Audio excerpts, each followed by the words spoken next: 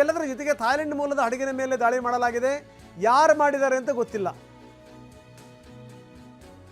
ಇದರ ಲೆಕ್ಕದಲ್ಲಿ ನಿಗೂಢ ದಾಳಿ. ನಿಂತಲ್ಲೇ ಹಡಗು ಭಸ್ಮವಾಗ್ತಾ ಇದೆ ನೋಡಿ. ತೈಲ ತುಂಬಿರುವಂಥ ಹಡಗು.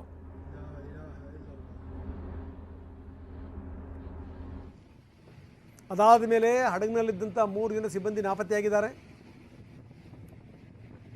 ಓಮನ್ ನೌಕಾಸೇನೆ 20 ಸಿಬ್ಬಂದಿಯನ್ನು ರಕ್ಷಣೆ ಮಾಡಿದೆ. ಮುಗಿತು ಕತೆ. ಎಂಥ ದೊಡ್ಡ ಹಡಗು ನೋಡಿ.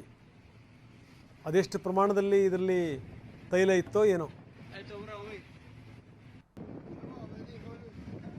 ತೈಲ ಹಡಗು ಭಸ್ಮವಾಗಿದೆ.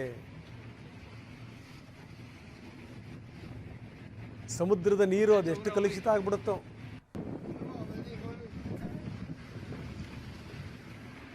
ಯಾಕಂದರೆ ಅಷ್ಟು ಪ್ರಮಾಣದಲ್ಲಿ ಆಯಿಲ್ ಏನಾದರೂ ಸೇರಿಬಿಟ್ರೆ ಕತೆ ಏನಾಗಬೇಕು. ಇದು ಒಂದು ಹಡಗಿನ ಕತೆ ಅಲ್ಲ ಇದು.